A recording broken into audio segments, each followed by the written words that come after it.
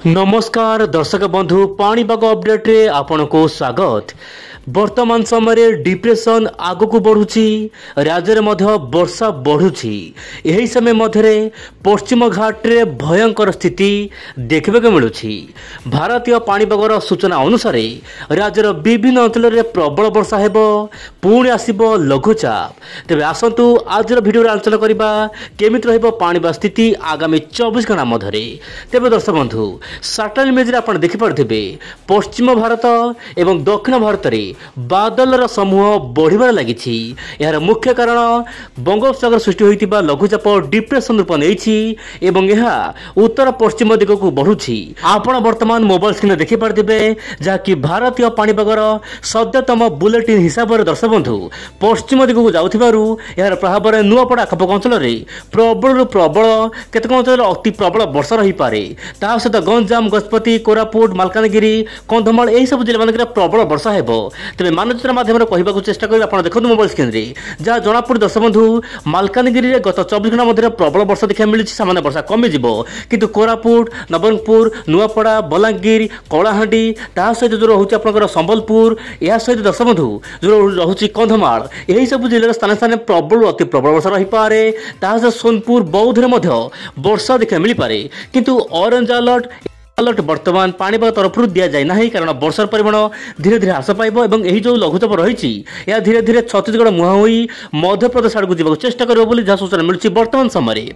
किंतु बड़ खबर होची समस्त नजर रही मुंबई उपरे गोटे सर्कुलेशन सृष्टि होती। आप मोबाइल स्क्रीन देखु आरब सागर ता सहित जो रोचे गुजरात उपकूल में गोटे लघुचाप केन्द्र सृष्टि होती जहाँपाई कि जल प्रलय देखा मिलूँ मुंबई विभिन्न अंचल में।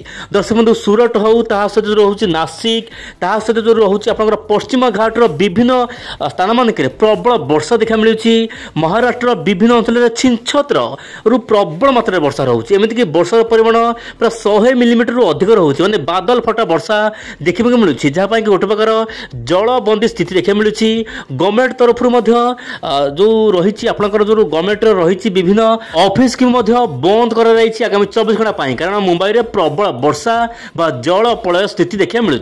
एवं देखा बड़ खबर सारा देशर वायुर चलन केमिति रही। दर्शक बंधु जो रोचे आपंकर पश्चिम घाट माने पश्चिम राज्य माने वर्तमान समय वर्षा देखा पाउछ माने वर्षा होची बहुमात्रा सहित एपटे बंगोपसागर डिप्रेशन पावर प्रबल वर्षा देखा मिलूँ। किंतु वर्तमान समय आप देखु भारत महासागर यही भाव में वायु जाऊँगी देखो आप मोबाइल स्क्रीन में ता सहित बंगोपसागर वायु ओडिशा मध्य को जाऊँगी। आप जानते विगत वर्ष तुलन में वर्तमान लघुचाप अधिक हो सत किंतु ओडिशा रे वर्षा बहुमात्रा कमी जाऊँगी कहीं दर्शक बंधु आप देखु जो वायु जाऊँगी ताहा आपनकर बंगोपसागर नहीं सीधा सड़क माने पूर्वर नहीं पश्चिम ता सहित जो रोचे आपंकर उत्तर भारत पर्यटन जाऊँगी।